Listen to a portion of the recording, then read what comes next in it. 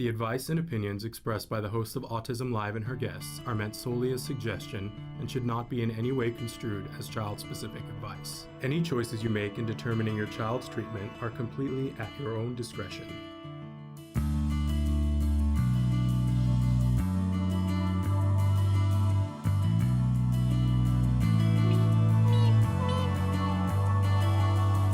Good morning and welcome to Autism Live on the Autism Network. I'm Shannon Penrod and wishing you happy Hanukkah, happy holidays, happy whatever it is that you're celebrating right now. We're thrilled to be here live. It is Thursday morning. It is the 2nd of December. And we are in the middle of our Festival of Toys. We're going to be talking about toys this morning, along with a bunch of other things. The whole purpose of our show is meant to be informational and inspirational. So we want to help you wherever you are on this journey. Now, when I say you, I am speaking to the larger autism community. First of all, for those of you who are actually on the spectrum, you're you, right? We want to help you to get to the things that you want to get to. But you could also be someone who loves one of those individuals, right? So that's what I mean when I say that larger autism community, those on the spectrum and those who consider themselves allies. We are all different. We all have different needs, wants. We all have different starting places. We all have different resources. I wish that the world would recognize that a little bit more, that everybody is different and everybody doesn't need the same thing, right? But I also wish that more of the same things were available to more people, right? Because it's a little unfair. The playing field is not level. Let's say that. But thrilled to be here with you to talk about how can we make as many things possible happen, right? So that's what we're here for. We do have a live chat going right now. And so if you'd like to write in, and Becca, hello, I'm so glad you're here. We continued the conversation after you left yesterday, and I hope you get a chance to look at it, because I think you'd be happy with the conversation we had about stimming. You know, somebody who wrote in and said, how can I make stimming stop? And Dr. Grant Bichet and I both had a conversation about how that's not the goal. Nobody's looking to have stimming stop. In fact, if stimming is helping the person, we want to make room for it, right? And she talked about how that's an essential part for all of us. But when the only time we want to work on something that comes under the heading of self-stimulatory to have it decrease, not get away with, do away with. The only time we work on it is if it is preventing that individual from being able to do something else that is meaningful to them. And in that case, we try to meter how much time they're spending on each thing. So I'm so glad you're here again, Becca. I know you had to leave before we were done talking about it. I was like, darn it. I think she missed the best part, because I think you would have liked that part. We're saying hello to Amanda and her blue hearts. We love that. And good afternoon to Parker. Parker, I'm so thrilled that you're here with us again this morning. So you might be watching us on Facebook. You might be watching us on YouTube. You might be watching us on Twitter, or a bunch of other places that Traven will start to cycle through here in a minute. Or you might be watching us when we're not live, when we are in podcast. We are the #1 rated autism podcast worldwide. It gives me chills every time I think about it. But that's all due to you guys, because you've liked us, you've shared us, you've reviewed us. You've said, hey, I don't like the way you're saying about that, and made us learn and grow, because that's really what I'm here for. Those of you who watch the show know that I am not an expert in autism, nor am I pretending to be an expert in autism. I'm a mom. My son was diagnosed at the age of 2.5, and I just love him to pieces. And he is his own person. But when he was 2.5, they were telling me to give up hope and to forget all the dreams and hopes that I had for him. And, I think that's a part of any parent journey, is that you have to let go of who you thought your child was going to be to meet the child that you have, right? But when somebody tells you that there's, what they're calling a disability, there's an extra thing, right? Because you go, oh no, I don't know if I can rise to the challenge. I don't know that I'm prepared. That's really what happens. But we got good help. We got good help and support. And my son is amazing. He was nonverbal at that time, but he is very verbal now. He is a freshman in college, getting ready for his first College finals. Yeah. Let's all take a deep breath through that. Yeah. And studying screen and television writing. So someday I hope to be able to say to you, turn on the TV and watch this. My son wrote it. I have a feeling that will happen. Jonathan, good morning, good afternoon, wherever you are. We're thrilled that you're here. So that's my deal. I'm a mom who needed to learn things along the way and kept going, why isn't there a place where I can go ask these questions? And why do I have to pay $1 million before I can get an answer? And where can I go to feel like I'm okay and he's okay and we're going to be okay? And that first turned into a radio show, now turned into this show. We've been doing this show for over a decade. Stop. Yes, over a decade. My hair went gray in the process. It's all right. It's all good. It happens, right? But now we're at a crossroads and we are growing. And I'm really excited about that. So now we are Autism Live on the Autism Network. You will notice that Ask Dr. Doreen is on the Autism Network, and we have a new show that's going to be coming in 2022, a new podcast that's called Stories from the Spectrum that will only feature stories written by, made, shot, edited, produced by individuals who are on the autism spectrum. Yeah. So I'm really excited about that. Rowena, hi from Dubai. So thrilled to have you with us here this morning. So and we're also hoping to have a couple of more shows joining our family here at the Autism Network. So stay tuned for that. The Autism Network website is now up. It is live. It's there. And when you go there, you can pick between, now it's not fully done, right? But we want some ideas from you guys about things that you'd like or what's working or what isn't working. Parker says he'd be willing to be a part of the new podcast. I'm so happy to hear that, Parker. We'll definitely have conversations about that. And you'll see that there'll be a lot of information coming out. So I want to encourage you to go to the Autism Network, start checking it out.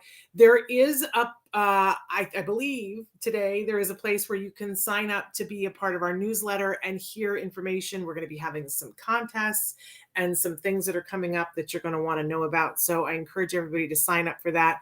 And we will start having more regular viewer guides, because we used to do that every week. We would send out a viewer guide to people. And then in COVID, we got busy with other things and got short-staffed. We're about to get some more staff. It's very exciting. It's very exciting. But let's deal with today, right? Because we're talking about things in the future, but let's deal with for today, for right now. So definitely check out autismnetwork.com. Now you will notice that autism-live.com still exists. And if you go there, what it will do now is it'll start to redirect you to the Autism Network, but you'll still be on the Autism Live site and it has all the functionality. Eventually that will change too, but too much change all at once hurts my head. I don't know about you. So in any case, please participate. Sharmila, namaste to you. I'm happy to see that you're here in California with us too. So great to have you guys all here this morning. Now, I want to talk a little bit about our toy guide, though, because I started to talk about that. I've got some toys that I'm going to be showing you today. I feel like Carol Merrill. We talked about the puppy yesterday. He's great, but his sister or brother, I don't know, we'll just call it, is we're going to talk about educational toys today. And so that's a really fun thing. Plus, I think we might be debuting one of our first videos that, I don't know, Traven, are we debuting one of those videos? We shot some toys. I got together with Dr. Grampiche and her family, and we played with some toys last week. And so we have a video about that, I think. Parker says, thanks for teaching me about COPA. I recommended it to an educator friend of mine and she was thrilled about it. Isn't that wonderful? COPA.net. Hi, Macy. So thrilled to have you here with us. So here's what I want to do. I want to get started with our morning business and we'll take questions, but then I also want to talk about some of these educational toys as well. So thrilled that you guys are all here. As you know, at the start of Thursday's show, we love to do something that we call the jargon of the day. This is when we take on one word, one phrase, one acronym. We try to figure out what in the hey nani are the experts talking about? What does this have to do with us? Why do we care? Now, I don't know how we never did this term before. Probably because we didn't remember to. So first we're going to give you the actual definition, make a little fun of it, move on to the working definition, and try to make sense of it and see why this is important to us, why it should be important to all of us to know what this is. So our term today is working memory. How did we never do this before? Because this is actually something that's super important to pretty much everything that we're going to do in our lives. And it's something that playing with toys can strengthen. So let's take a look at our actual definition for working memory. Working memory is the short-term maintenance and manipulation of information necessary for performing complex cognitive tasks, such as learning, reasoning, and comprehension. And that's great. And can I tell you that the definition that I didn't put in here, which, because I was like, oh no, there's not enough brain cells on the face of the planet to go through, because it went through the different types of working memory and had more jargon names for each of them. And I thought, I'm just not going to do that to them. So this isn't horrible, except that it doesn't really tell me anything more than, actually, I know more about it from working memory than from this definition. It doesn't really help me to know what is it, how do I teach it, how do I work on this, right? So Macy says, love the jargon of the day. It's helping me through undergraduate school. That's fabulous. So I really can't do much with this definition because there's not enough there for me to hang anything on, right? So let's go ahead and go to our work definition, which also is not going to help me a whole lot, but it will help me to get an image in my head. Working memory is like a sticky note for the brain. So if you think about, as you go through your life, there's all different kinds of memory, right? And some people have really good memory, and we go, wow, they can remember things from way back when, right? And other people can't remember anything, right? And there's everything in between. So if you think about all the ways that you use your memory today, like when you need a password, or somebody says to you, oh, I'm just going to go over to this store in the mall, and then let's meet in front of the Orange Julius, right? And you're in the middle of doing something, and you're like, okay. And then you go, where did we say we would meet? I can't remember. Was it the Orange Julius, right? So working memory is the kind of stuff that, somebody says something to you and you can repeat back. It's not the be all end all of memory, but if you don't have good working memory, it's hard to get to the long-term memory stuff. So working memory, I sort of like to think of it as like the clipboard on your computer. You know how if you want to capture something for your computer, like if you go to capture something and it's ginormous, it says, oh, it won't fit on the clipboard. Maybe you have a better computer than I have, but it says, oh, this is pretty big. Are we sure we're going to try to fit it on the clipboard, or you want to like open a document, right? Same thing with working memory. If we try to put too much stuff on it, it'll go shaky ground here, right? But also, if you take something that, because your computer even has sticky notes, if you take and put something on a sticky note on your computer, it means it's not really filed. If you go to look for it 3 weeks from now, you're not going to know it. So I'm good at very short working memory, too good, in fact, so that a lot of times I will not do the executive function of putting something in a place where I'm going to need to know it later on. So if I'm having to create a password for an account, I'm like, oh, here's the password. I'll remember it. And if you ask me 2 minutes later, I can remember this lengthy password, but ask me a week later and Traven will tell you, don't have any idea. None whatsoever. Nor did I write it down and put it someplace, which is bad, right? So, but we need working memory. Working memory, if you think about it, you get those codes now when you have to do two-part authentication, which I hate. Does anybody else hate that? I hate it. But, you're doing something and it sends you a thing on your phone and it's a 6-number thing. If you're somebody who's really good at that, can look at that and go, boom, boom, boom, boom, boom, your working memory is probably pretty functional. If you're somebody who's like, oh, I got the first 2, oh, it went away, now I got to find it, you might benefit from brushing up your working memory. Great. So how does this affect individuals who are on the autism spectrum? Well, some people on the autism spectrum have amazing working memory.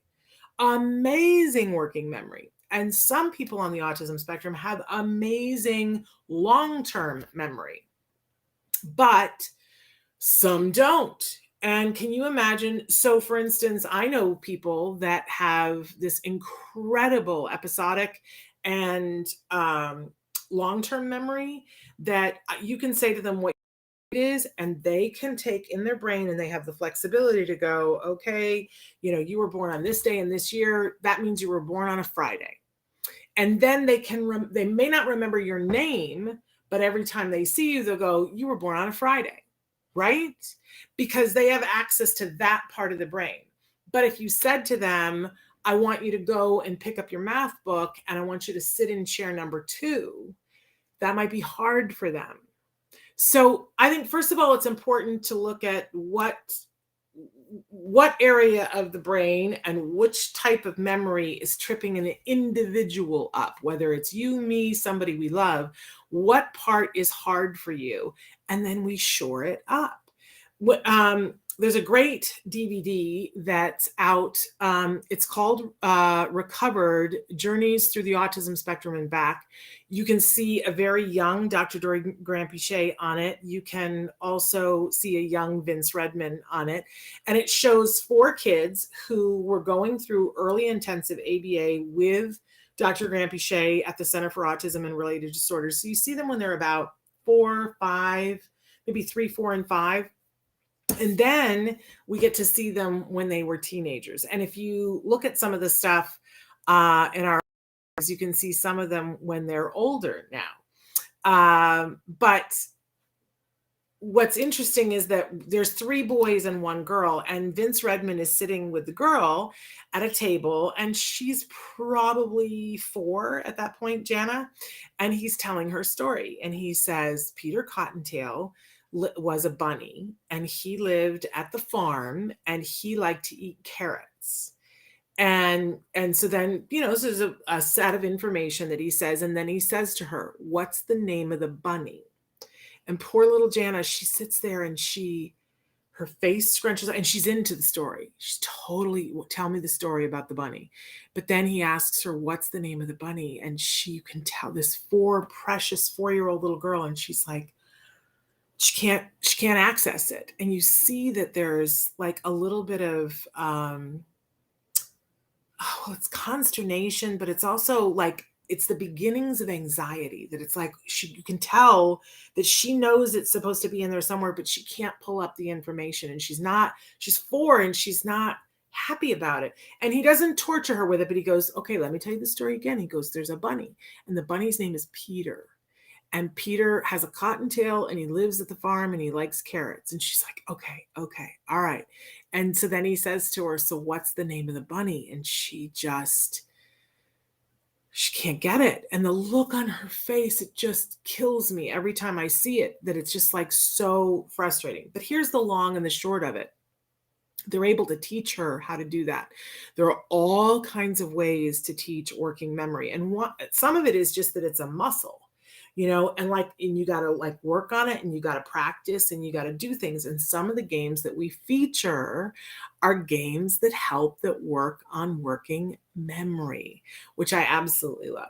Part of what we're going to talk about today, when we talk about educational toys, we'll touch on this, but this is one of the reasons why we encourage you to include play as a part of it that you're doing, as a part of any program that any child is doing, because play is a safe place in which to succeed and a safe place in which to fail.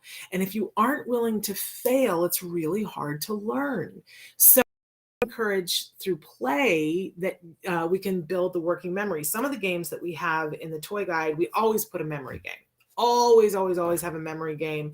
Now, some of our kids are whizzes at this, and they're better than anybody else in the family, and they can find which cards match and where they are because they're good at spatial memory. That's fantastic. There's no reason not to work on that, because if we shore up things that our kids are good at and we work on things where they're having deficit, then we've got a nice mix. I just want to see that a couple of people wrote some things in. I just wanted to see, no, because if they text me a code, I can remember it for the 10 seconds to put it in. Then I don't have to remember the passwords. Oh, I love that, Haley. But see, that is the definition of working memory is that if you can hold on to something for 10 seconds, that's your working memory. If it's a thing that you have to know for a long period of time, then it has to be moved from one part of your brain to the other part where you have to be able to do it. They used to get so frustrated with me because they would show me how to do computer things that I needed to do once a month. And so what I would do is I would go, just tell me what I got to do. And then I would be like, bump, bump, bump, bump, I got done. But then the next month I couldn't remember it because it was in working memory. And so it's like that sticky note. And eventually the sticky wears off and it's gone. We need the sticky for some things, but we also then, what I needed to work on is to remember that even though my working memory, it's not as good as it used to be either. But when it was good, to remember this is not a working memory thing. This is something I got to know for later on. Makes sense? Okay. So working memory, a really important part of learning, not the be all end all, but important segment of it. And we can work on this through play. So let's move on then to our question of the day. And our question for you today, it's about games. What games do you like to play on your phone? Is your and I don't know, I'm not sure what we have going on there. I think we got two questions in one. What games do you like to play on your phone is the question I'm going with. So almost everybody's got a smartphone now. What is the game that you like to play on your phone? And it might be that you have more than one that you like to play. I kind of phase through different games. And the whole purpose for me for playing games is supposed to be that it's supposed to calm me down, get me ready to go to sleep, blah, blah, blah, blah, blah. It almost never works out that way. I'm playing a silly game right now on my phone that I find stresses me out the door and around the corner and down the block. Why am I playing it? I don't know. But it stresses me out. So I need to stop playing that game. But, I want to know from you guys. Oh, Parker says, I love playing Civilization 6 on my Switch, and I'm an avid Monopoly collector, but playing chess and Uno. So you play chess on your phone? Do you play against other people, Parker, or do you play against the computer? I used to play chess all the time on our iPads with my son, but neither one of us are on iPads very much anymore because we're home all the time. But we enjoyed playing chess together when we used to travel. We played chess, but I've never played Uno on the phone. You have to tell me, Parker, if that's a thing to do. Now, why am I bringing this up? What does this have to do with anything? Part of it is that I want to remind everybody that adults like to play games too. And I do think that there is this thing in the autism community. I don't think it's pervasive. I don't think everybody believes this, but I know when I was always good at playing with kids. You could set me down in a room full of kids and I could get them playing a game. And because I love play, right? Obviously, it's a thing that I love. And then I had a child on the autism spectrum, and the way that I was used to playing was not conducive for him. And it was devastating for me because I thought we're just not going to be able to connect for this. But I had to find a new way, and I had to find new directions. And I had to make room for the fact that it couldn't just be me, because he and I have a very specific relationship. And for him, when he was little, he didn't like it if we forayed outside of that. So I couldn't be mom who was singing a song. I had to be mom. And I had to make room for that, to be okay with that for a while. It was hard. It hurt my heart, right? But I didn't give up on him playing. I kept working with him on play, and I had other people work with him on play, which was good. And Parker says, and Parker is correct, online gaming is good social skills training. You're absolutely right. But I don't want anybody to give up on play, because let's remember that part of what comes later on in life, whether you're on the spectrum or not, is a certain amount of anxiety. And if we don't have built-in leisure activities and a variety of leisure activities, we're going to find it harder to be the centered person that we want to be. So we all need to be playing to some extent. But here's the asterisk. If all we ever do is play and never do anything else, that is also not good. That can actually create more anxiety, right? So we want a nice, healthy mix for good self-actualization. So let's take a look at our topic for the week. That was our question for the week. And you can write in and tell us, what games are you playing on your phone? But our topic for this week is staying sane during the holidays, because it's so easy to get wrapped up, right? It's so easy. I was having this conversation with somebody yesterday who's just been on the go, on the go, on the go. And I've been doing a little bit myself that we both had to say to each other, okay, let's just pause for a second. Let's look at what we have on the agenda for today and let's edit it. The purpose of holidays is not to stress everybody out and make us feel less than. Can we just all acknowledge that's not the purpose of holidays? Holidays are to celebrate or commemorate a specific thing, and different holidays, different things, right? But in modern day social sense, it's also an opportunity for us to vary things up, to change things up, focus a little bit more on humanity and getting together with other people, or getting together with ourselves in a different way, slowing things down, finding time for introspection. It's not just about going, eating, right? It can be a time about play. Jonathan says phone games stress me out, especially web-based. They're hopeless when it comes to play control. And I appreciate that point of view, Jonathan. And I love it, because one of the things we always like to bring up here when we're talking about play is that what is play to you might be work to somebody else, or worse than work. It might be something that stresses them out. And we want to take that into consideration when we're talking about how to play with individuals who are on the autism spectrum. We can't come at it with the point of view of, well, I like this, so they must like it. This is really what was wrong with me when I was trying to play with my son. I was saying, well, I've always played with other kids this way. Why can't my kid play this way? And my kid could play that way if we went about it in a different way. Christina, good morning to you. So glad to see you here. Parker says, one game called Crab Game made me rage and curse like a sailor, so I'm never playing that game again. And so good. I have not stopped playing the game that's stressing me out yet. So good for you that you've done that. Takes a certain amount of self-regulation to go, this game is not good for me. And it's hard, because especially if there's an element of it that you enjoy. I always did a thing with my son that, he loves to play video games like anybody else that is, in that age range. He grew up with video games, loves them.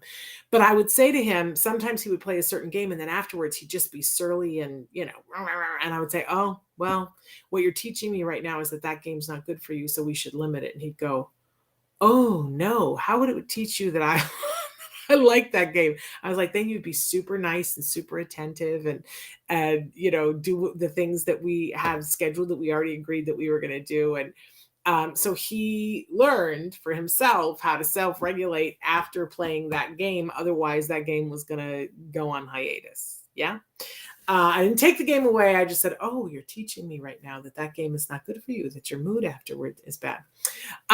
So anyway, staying sane for the holidays, staying focused on what is and all the things that we have, not the things that we don't have, and being mindful about how much do I want to do, and not trying to pack too much into one day, sufficient onto the day. Okay, so I want to launch into our educational toys.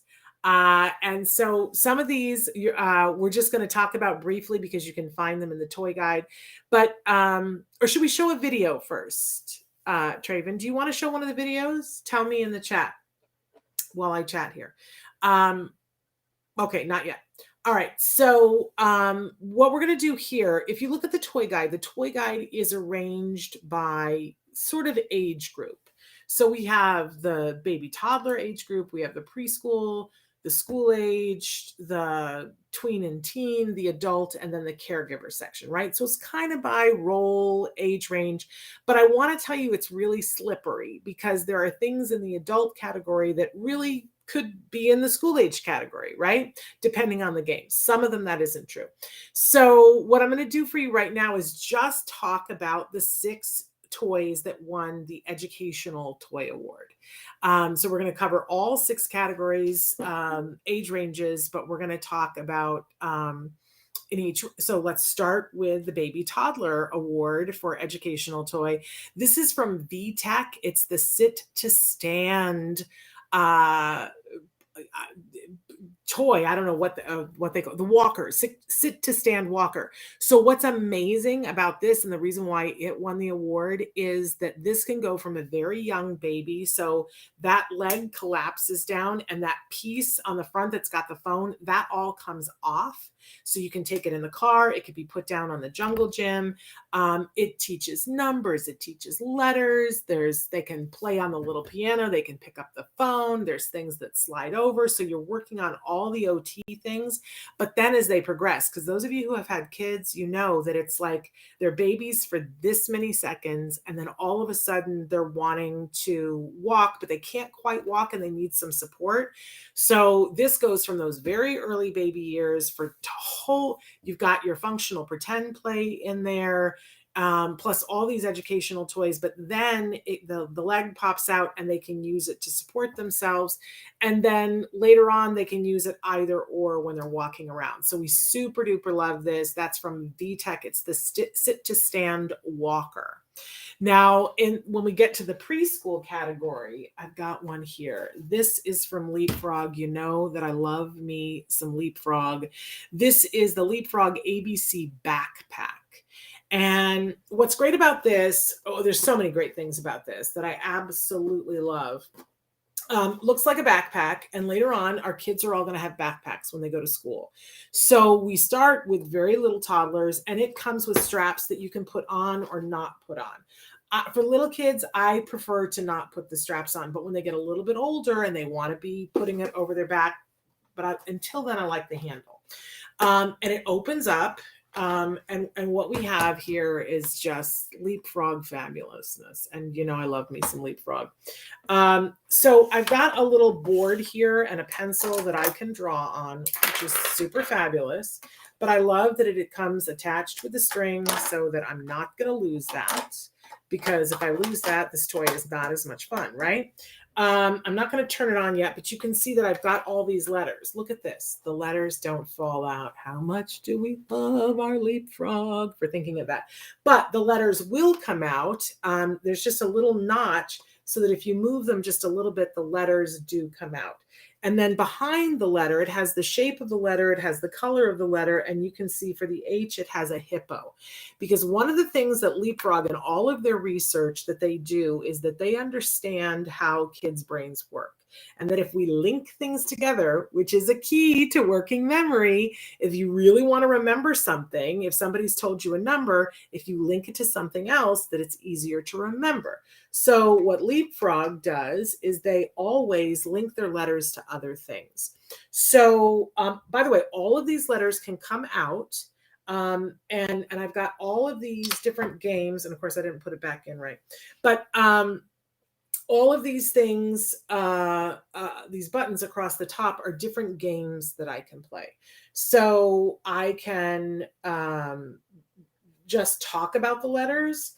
I'm going to turn it on for a second. Also love on Leapfrog that they have 2 different volumes. So I can be softer or louder, depending on... Learn about letters with me. Mr. Pencil. See, so he's my main character. Put a letter into its puzzle space. So I'm going to put... on it to hear fun sounds. I'm going to push the L. Lion. And I don't know if you can see on this little screen here, it's showing me things. So it's pairing for me L and lion. And it's going to do that throughout the games. Now later on, I can push Let's play Meet the letters. And I'm going to push the L again. First, let's introduce the letter S. Well, here we go, L. Try again. Oh. Find the letter S. No, it's going to tell me which one I have to do. So I have to find the S for this one. I was going to stick them all to L. So I found the S and I push down on it and it shows me a snake, which is super fun. But it's going to pair the S and the snake together over and over again. The next one is mystery word. I'm going to turn him off for a second. The next one is mystery word, where it'll take and spell out a word, and it'll ask me to find each one of the letters, and it'll give me hints as to which letter and what sound it starts with. But then we get into the drawing letters, and it shows me on the screen how to draw uppercase letters and how to draw lowercase letters. And then I think the most fun thing on this whole thing is this button. Let me turn him back on. And what it does is it shows me how to draw the animal that the letter is associated with. So for instance, if let's do the L for lion, and it shows me how to draw it. And so I can draw it here. And then it's going to show me step by step how to draw a lion using the L. So I'm making that connection with the brain. So it says first draw this, and then if I push any letter, it shows me the next thing. Okay, well now what I'm doing is I'm learning through observation. Next, draw this. But I'm also making a connection. So now it shows me to draw the ears here. Okay. Now draw this. And it doesn't judge me if I'm not good at When this, you are right? finished, press a letter. And it reminds me, it prompts me to press a letter. Next, draw this. And just do the whiskers. I've never drawn a lion before. Now draw The this. nose and the mouth. And now I'm going to do the eyes. And I've drawn a lion. But I'm going to remember that it's When you are because the finished, press a letter. l sound lion, because it's making those connections in my brain. And the more connections we make, guess what happens? We move from working memory to long-term memory. And I'll begin to understand that L and lion go together. So each one of these buttons, if we can translate for a second, Press a letter. I'm going to turn him off. There's also a song one too. Let me not forget that, where you can sing songs about the letters. But what it's doing here is giving me a basis of understanding letters fully. So not only do I associate that this is an A, I can draw it uppercase, lowercase. I know what the sound is, that it's an A, and I can think of an animal that goes with that sound, and I can draw the picture of it so it's firmly rooted in my brain. You know, I used to teach English, and when I was teaching English, there was a really popular thing that we were teaching punctuation, and they realized through research that if you're going to teach punctuation, you should physicalize it. So commas, they had to use their right arms to do a comma, and quotations, they had to stand up and do different things, and we would punctuate a sentence that way, and the students would have to stand up and kind of do these dance moves with it, and they got it faster, because when you link things with other things, it resides longer in the brain. So love Leapfrog, love this backpack, love what it does, and love that you're not going to lose the letters. I dropped the one, but I'll get it later on. But they do lock in so that I'm not losing the letters when I tip it over. The pencil has its little carrying case, and you can take this in the car. And your child can be sitting there. Now, it's got a tablet aspect to it. And by the way we erase this, there's no eraser. You just slide the little thing, and kids will love that, making it appear and disappear. So this is how big the screen is. So most of it is experiential, which we really, really love. And they're going to learn so much. I honestly, I don't know what we would have done for letters with my son if it hadn't been for Leapfrog. They've really cracked the code on teaching letters to our kids. So super fabulous. It's the Mr. Pencil ABC backpack, really great price point. It's something that you can give a very small child, and that they'll work their way up through kindergarten with this, and they'll really enjoy it. It's a great thing to take in the car before you go someplace. I want to show you the box so that you'll know what to look for. We've got a link to it that you can purchase it, but this is the box, Leapfrog. It's just good stuff. Leapfrog knows what they're doing. So that was our educational winner for our preschool category. Now, moving on to our school-aged educational winner was Osmo, which we demonstrated for you guys the other day. I love everything that Osmo does. And if you've got kids that are school age, I really want to encourage you. There's two different pieces to an Osmo, right? There's the base that goes with whatever tablet or iPad that you're using. So you want to make sure you get the right base. But then it's this system that you can build upon. What do you want your child to learn? What games do you want your child to play that are learning games? And I love that there is an entire math games that are support for school-aged kids for math, that teach math like nobody has ever thought of teaching math in this experiential way. It's the best of the best of the best. Right. I love that if you're on Facebook at all right now, Kevin Hart is the spokesperson for Osmo. How much does that tell you? And he goes gazongo over everything that they make because it's fabulous. So much love for Osmo. And what I encourage you to do is get the base and then go on their website and tootle around and look at the different games that they have. If you have kids that are needing math support, this is why we gave this the award. Their math games, I put the Secrets of the Dragons, but there are so many of their math games right now that are amazing. So super, super love them. But there are other games as well. If you've got a kiddo who likes to draw, please get an Osmo and get the creativity pack because they can draw. What it happens, I showed you guys the other day, there's a camera on top of the iPad and you have the paper in front and you can draw a character and then you push a button and it will reflect on the screen and it will animate their character for them. Shut the front door. How much do we love that? So please, please, please check out Osmo. They are definite award winners. Okay, moving on to our tweens and our teens. Once we get into the tweens and teen years, we got to do a little bit more to keep these kids interested and excited. So Gobidex makes these solar robots. So I want you to take a look there at all those different robots. So this is a kit that I think is one of those, if you're like, I don't know if my kid is into robots, I just don't know. The price point on this, you're just not going to believe it. It's less than $30. And what you get is a kit that can make all 6 of these robots. Now, not all at the same time. Like in the bottom there, you see the astronaut and the dog. You can make those at the same time, or you can make the space station in the middle or any of the other things.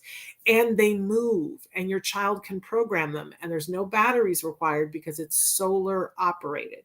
So it's not an expensive kit, but it is a great first kit for your kiddos to say, okay, let's see, are they interested in programming? Are they interested in robots? Are they interested in this kind of thing? And this is for boys and girls.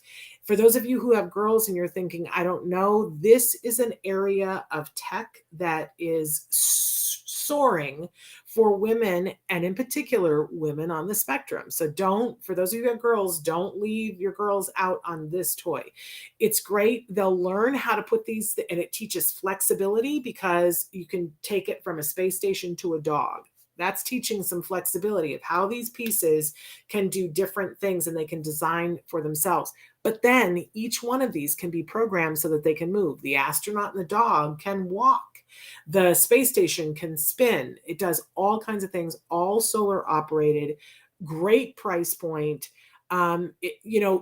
If you want, there are more expensive robots that you can go and get that have a price point that's $80 up to $1,000. But if you're not sure if your kiddo likes it, this is the price point. You're going to get a big bang for your buck with this toy. It's the Gobidex Solar Robots Kit. Love, love, love this set. That's why it won the winner. Okay, moving on for our adults. Sometimes, we want to go in an entirely different direction. So this is Kanoodle Genius.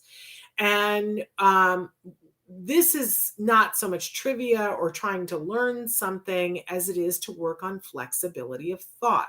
So this is a puzzle and it comes with this great carrying case and you see these balls. Well, they're all it's sort of like Tetris 3D, because there is a book that comes with it, a booklet that comes with it, and they say solve this puzzle, and it'll show the different shapes with the balls, and it says start here, and then you have to fill it out to make the rest of it. And it really works on flexibility of thinking. And for my friends who love this game, they tell me that it's like this meditative space that they can get into, and they solve the puzzle. It's very specific brains that love this, but ooh, a really, really good toy. Again, a great price point. I tried really hard this year not to put in things that were super duper expensive. And then our last, for our caregivers to work on something that's educational for caregivers, I picked our dear friend Joanne Lara's book, Teaching Pre-Employment Skills to 14 to 17-year-olds. Now, if Joanne was here, and Joanne is with us in spirit, she would say to us, I didn't want that title, Shannon. I didn't want that title. What she wanted it called was Autism Works Now, which is the subtitle, the Autism Works Now method.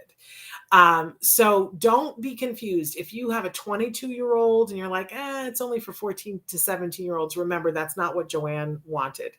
It is filled with all the things that she was teaching kiddos and adults. And it has all of the worksheets included with it. So you're not going to find a better book to help prepare your child, I think, to work. I think that part of the reason why the publisher wanted it to say 14 to 17-year-olds is because people don't realize how early they need to be able to teach their kids. And the publisher said, and they weren't wrong, that this is a great book for teaching anyone to be job ready.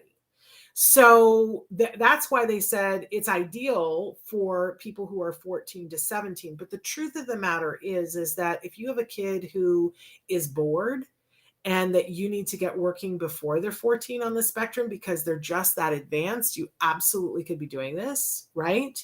And if you have a kiddo who's 26 and you didn't have the opportunity to teach these things, to absolutely use this book.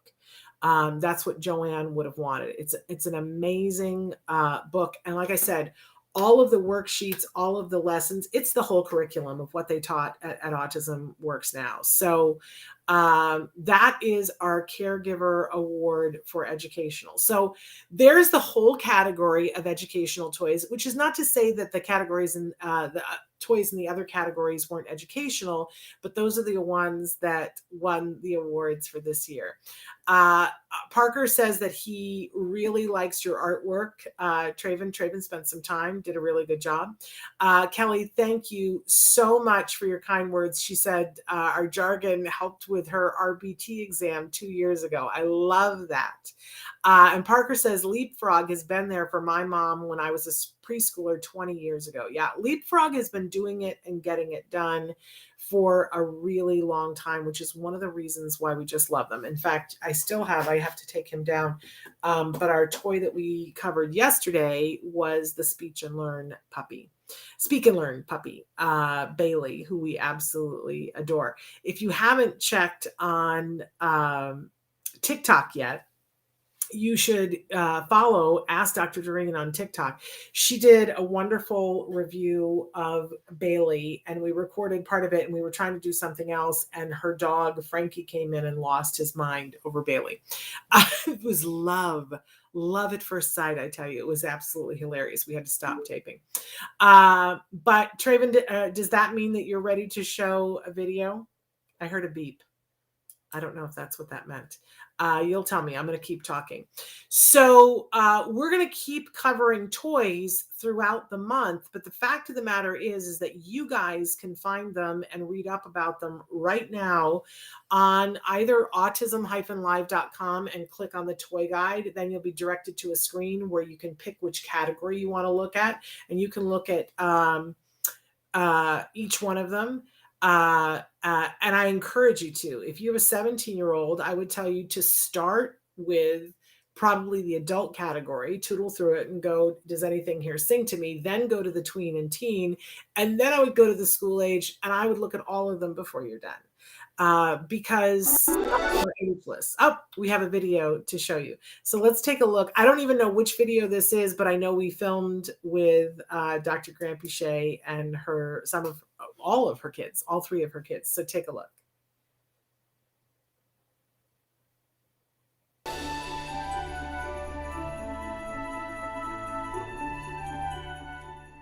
Welcome to the Festival of Toys here at Autism Live, now on the Autism Network. We have a lot of toys to show you, and for the first time, I have Dr. Joanne Granpeesheh joining me. Such a pleasure. But we have some other guests joining us as well. Oh, it's a nightmare of buffering. Just some of the amazing toys that we have featured for you. You're going to see that we've done this sort of by section, by age, but the truth of the matter is that well, none of us should be forced to watch my face freeze. We need some time to buffer. Let me know if you think we can show it later, Traven. But I'm also noticing too, I always say whenever they shoot me next to Dr. Granpeesheh that they should have her stand on a box or something, because I think when we're seated, you guys don't notice that she is the tiniest of petite people. And obviously we recognize that I am not. So I always look gargantuan standing next to her. But I make some faces, don't I? But we'll see if we can get that running before the end of this show. But we made a bunch of videos that are really enjoyable. One of the things about toys is that toys are meant to be shared. And so it was so much fun to have a pile of toys and to be with Dr. Granpeesheh and her 3 adult children, and for us to play games and to see their reaction to the games that I like and the things that they felt were amazing about them. We'll be releasing these on our YouTube channel if we don't get through them today. But throughout the years, when we've done this, usually we go to a toy store and we demo the toys. And over the years, in the beginning, it would be me and Nancy Allspot Jackson. We would go to toy stores and play and get crazy in the store. And then there was a year when Nancy's husband was really sick and she couldn't come with me. And so our producer at the time, Emily Goodwin, came with me and we played in the toy store and did that. And then Nancy was back for a couple of years and then she couldn't do it again. And so my husband filled in for a couple of years. And in between that, Dr. Granpeesheh's youngest daughter came and was our intern. So I said, come on, you'll do the toy visit to the toy store with me. So she did it. And then her older daughter, who had been my very first intern at Autism Live, said, I'm in town, and she's now a psychologist. And she said, I'd like to do it. So we did it, I think, 2 years ago. So last year, I said, this is unfair. We've done it with all of your children, Dr. Granpeesheh, except for your son, Sonny, who is hilarious, can I just tell you, and a screenwriter.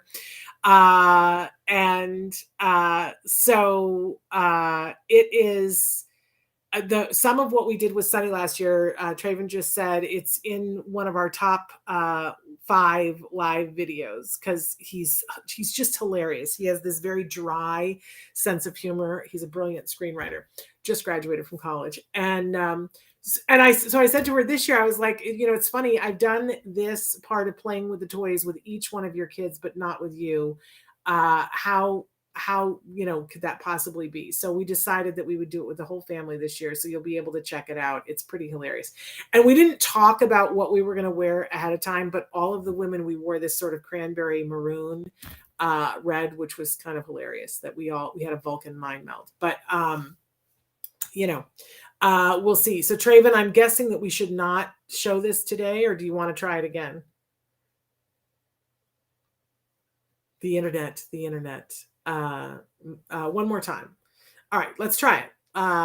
Okay, let's give it a whirl and see if you guys can see it this time. Forgive us while we see if we can get it running. Here we go. It's going to work in a lot of different categories. That's right.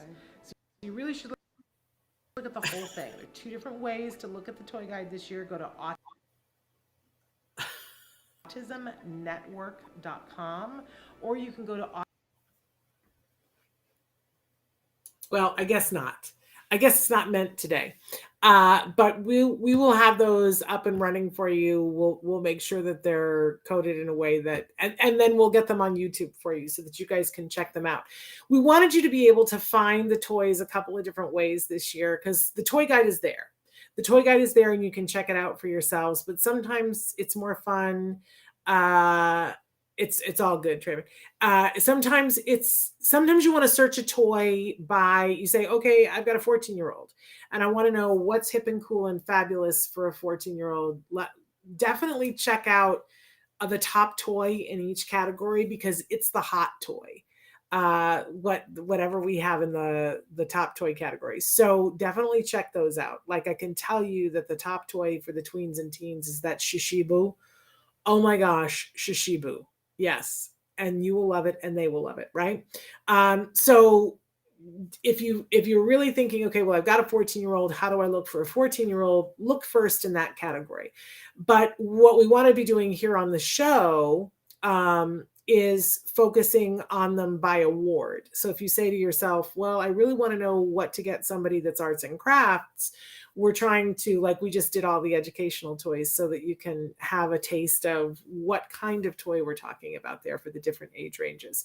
So hopefully that works for all of you. I got a couple of minutes left and a couple of important announcements for you. So tomorrow, we are back with Nancy Allspaw Jackson, and I don't know, is tomorrow a Vince Day? I don't have my calendar up in front of me, Traven.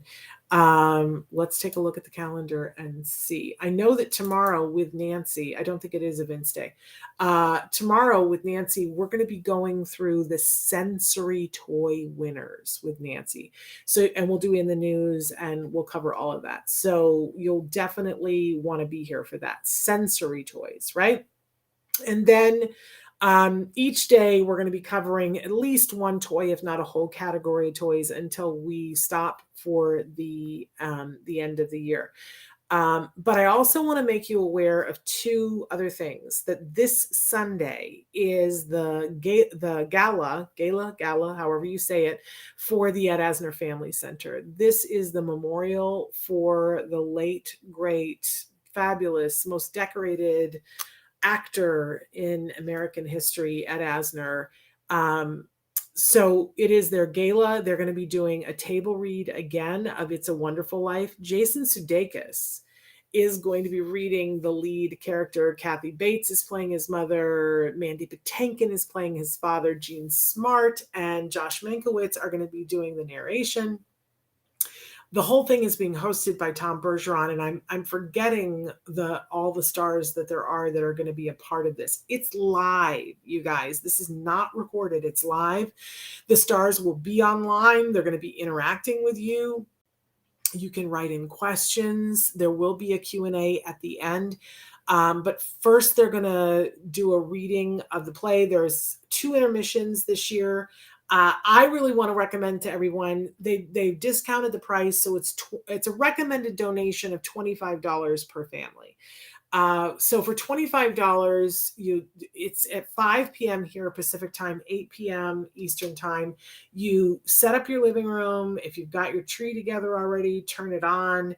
It's a lovely evening. You can do it from your phone so that it shows it on TV, or if you have a smart TV, you can just play it directly on the TV. You'll be given a code. It'll be like an evening with a bunch of celebrities, and it's super fun to hear that classic. But there will be auction opportunities. There will be performances during the intermission. You'll also see a short guest appearance by Dr. Grampuchet, and I do mean short. So, because she's one of the sponsors. But we hope that you will tune in and watch it because it's a benefit for the Ed Asner Family Center. It has the potential to give scholarships to a lot of people to be able to take the classes and get the counseling and participate at the Ed Asner Center, which I know for a fact is a beautiful, fabulous place. So that's this Sunday on the 5th. Get your tickets now so that you're not frogging around with that at the last minute. And I encourage you to set up your living room in such a way that people can, be eating and doing things and watching in and out, because it's like being at a party. So make it a party atmosphere in your home. And it's the perfect thing if you've got a little one to sit down and watch, but have them playing with their ABC Mr. Pencil backpack. Perfect thing to do, right? So that's happening on Friday. Then later on this month, on December 19th, we're doing our Sensitive Santa event at the Ed Asner Family Center. So if you're in the Los Angeles area, you want to stay tuned, because we will let you know there are limited space for cars to drive in. This is a drive-through, and we're going to be giving away all the toys that we've featured here on the show. So if you're in the Los Angeles area, you'll want to sign up for that. It is free to do that, but there are limited cars. The sign up is not available yet. That will be later on in the month, because it usually sells out in about 24 hours. So there we go. Anyway, we're totally out of time. We're back tomorrow for Let's Talk Autism with Shannon and Nancy. We're going to take on the sensory toys. Until then, give your kiddos a hug from me and one for you too. Bye-bye for now.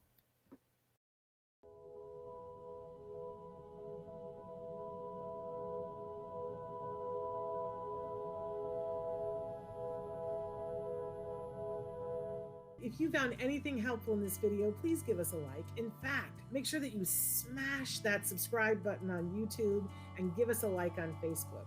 You can also follow us on Twitter and on Instagram for important updates. And please download our free podcast wherever you get your podcasts. Thank you so much. See you next time.